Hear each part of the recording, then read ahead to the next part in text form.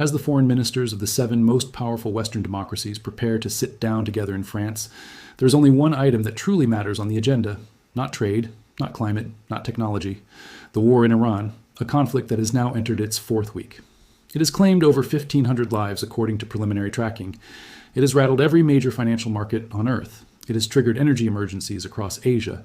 And it has pushed the International Atomic Energy Agency to issue a warning about the risk of a major radiological accident. This G7 meeting is not happening in a vacuum. It is happening at a moment when the diplomatic framework to end this war has collapsed. It is happening when the military campaign is still escalating. It is happening when the global economy is absorbing the most severe energy shock in decades. And it is happening when the Western alliance itself is showing visible fractures over how to respond.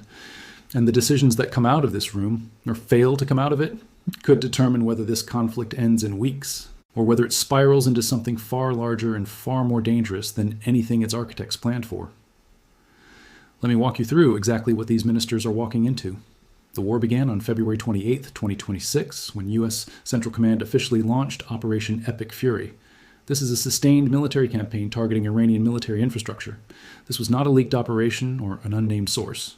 CENTCOM published the announcement on its official website and has since documented the campaign through regular press releases. It has documented it through time-stamped photographs and operational updates. In the nearly 4 weeks since that launch, the scale and intensity of the operation has expanded dramatically. According to CENTCOM's own imagery releases, B-52H Stratofortress strategic bombers have been flying combat missions. The USS Gerald R. Ford, the world's largest aircraft carrier, transited the Suez Canal and entered the Persian Gulf with a full strike group. Multiple Arleigh Burke-class guided missile destroyers have been operating in the theater. These include the USS John Finn, USS Bainbridge, and USS Delbert D. Black. Helicopter squadrons have been conducting anti-surface warfare patrols. And most recently, the Associated Press reported that at least 1,000 U.S. troops from the 82nd Airborne Division are set to deploy to the Middle East. The New York Times reported a figure of 2,000 airborne troops being sent to the region. This is a large-scale, sustained combat operation, and it is producing real casualties on every side. According to Al Jazeera's live conflict tracker, the preliminary figures show approximately 1,500 people killed in Iran. At least 18 have been killed in Israel, 13 U.S. service members killed, and 21 killed across Gulf states. CENTCOM confirmed the loss of a KC-135 aerial refueling tanker over Iraq on March 12th. All crew members were subsequently confirmed deceased by March 14th. On March 2nd, 3 U.S. F-15 fighter jets were involved in a friendly fire incident over Kuwait. All pilots survived, but the incident underscored the operational dangers of this campaign. On the Iranian side, Al Jazeera reported that cluster munitions have been penetrating Israeli air defense systems. Bloomberg reported that long-range missiles fired from hard-to-reach Iranian bases are taking a greater toll. The Pentagon is now seeking to shift funds toward interceptor systems as the war drags on. Al Jazeera also examined whether Iran may have brought down a U.S. F-35 stealth fighter. The Pentagon has not confirmed this claim, but it reflects the intensity of Iran's operations. This is the military reality that will be sitting at the center of the table when the G7 foreign ministers convene. But the military picture is only one dimension of what they need to address. The diplomatic dimension is, in many ways, even more alarming. Because, as of right now, there is no functioning diplomatic channel between the United States and Iran. Bloomberg reported that the United States presented Iran with a 15-point plan to end the war. Among the central demands was that Iran dismantle its nuclear sites. The Associated Press reported that Iran dismissed this ceasefire plan outright and issued its own counterproposal. Bloomberg's reporting revealed that Iran's counterdemands included recognized authority over the Strait of Hormuz and financial reparations. Both sets of demands are maximalist positions that the other side has shown zero willingness to accept. The result is a diplomatic void. The U.S. president has publicly claimed that negotiations are ongoing.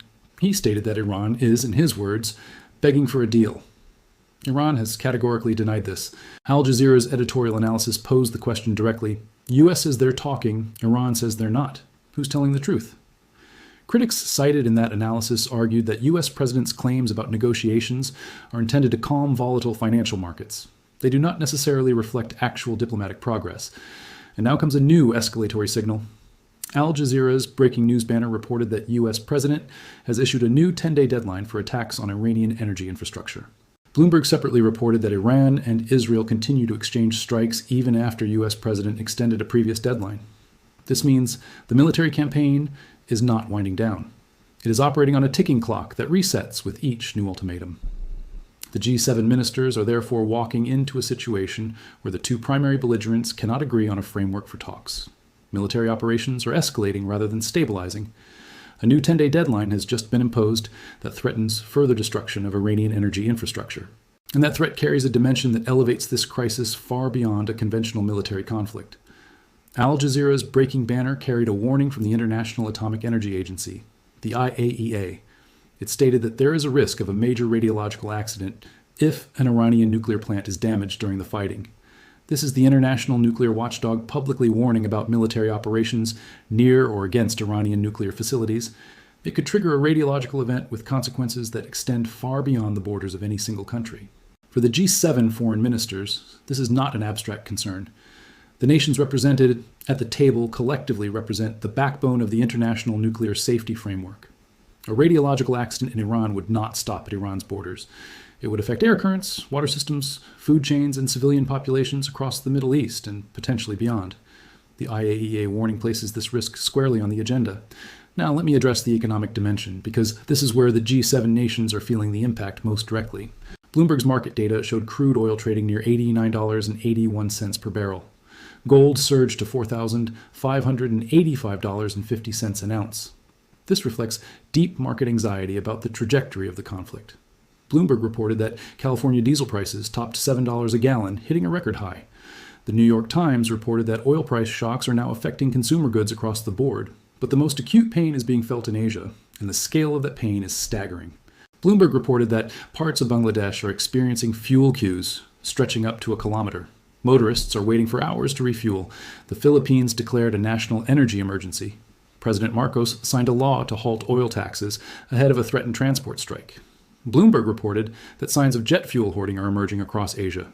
The Associated Press reported that Asian nations are boosting coal consumption as the Iran war squeezes LNG supplies.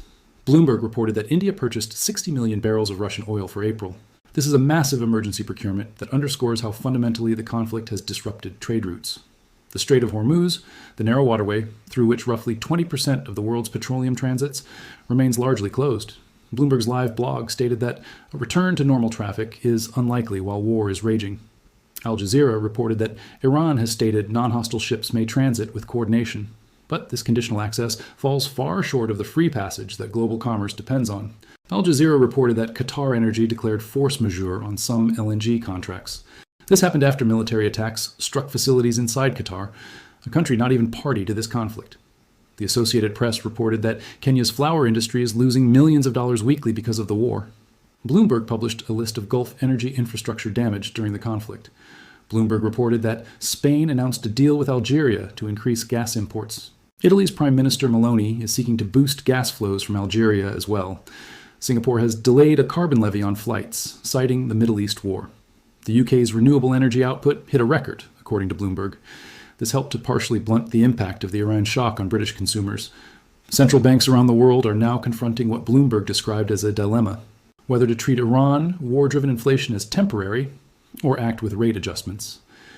Bloomberg reported that the Bank of England's Megan Green warned of a lasting inflation impact even if the war ends. Norway pivoted toward a rate hike. South Africa held rates but warned of hikes if the war drags on. Bloomberg reported that traders are actively hedging the risk that the war could force the Federal Reserve to raise interest rates. This is the economic landscape the G7 ministers are inheriting. And it explains why this meeting carries a weight that goes far beyond the usual diplomatic photo opportunity. But perhaps the most consequential element is the fracture within the Western alliance itself. Al Jazeera reported that Iran applauded Germany's president for publicly stating that the war violates international law. That is not a fringe figure. That is the head of state of one of the G7 nations. He is publicly questioning the legal basis of the military campaign that the United States is leading. The gap between Berlin and Washington on this question is not subtle. Bloomberg's analysis highlighted how the conflict is forcing even non-Western powers to abandon neutrality. But within the Western bloc itself, the divisions are just as real. The Associated Press reported that conservatives gathering at CPAC in the United States found the political right openly divided.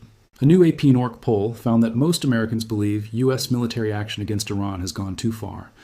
Bloomberg's weekend edition observed that war without entanglement may not exist.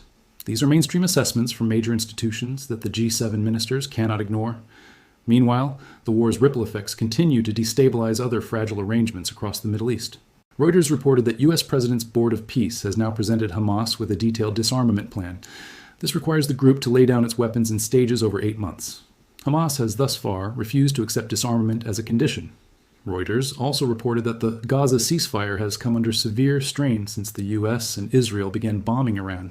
Israeli strikes continue to kill civilians in Gaza throughout the conflict.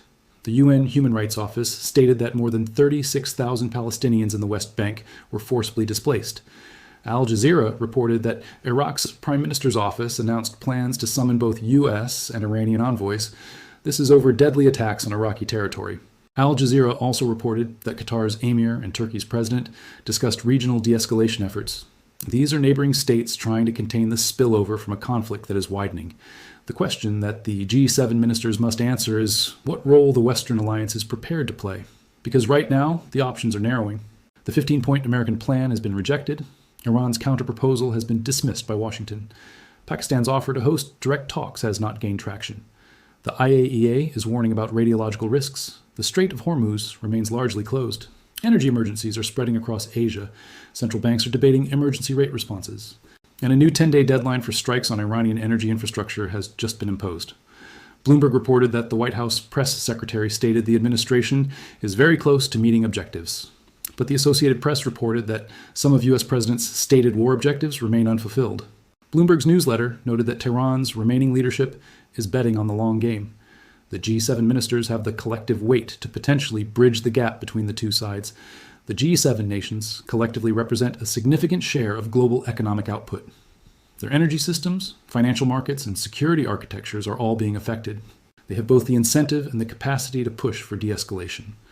But incentive and capacity are not the same as consensus, and the visible divide within the alliance represents a fissure that will need to be addressed. What comes out of this meeting in France will signal one of two things. Either the G7 can present a coordinated diplomatic framework that offers a face-saving path to the table, or it will produce another carefully worded statement that papers over internal disagreements. While the missiles keep flying, the oil markets keep swinging, and the human costs keep accumulating. The world is watching to see which of those two outcomes materializes. Given the stakes, the margin for diplomatic failure has never been thinner. Every claim in this video is sourced from official U.S. Central Command press releases. It is backed by verified reporting from Bloomberg, the Associated Press, Reuters, the New York Times, and Al Jazeera.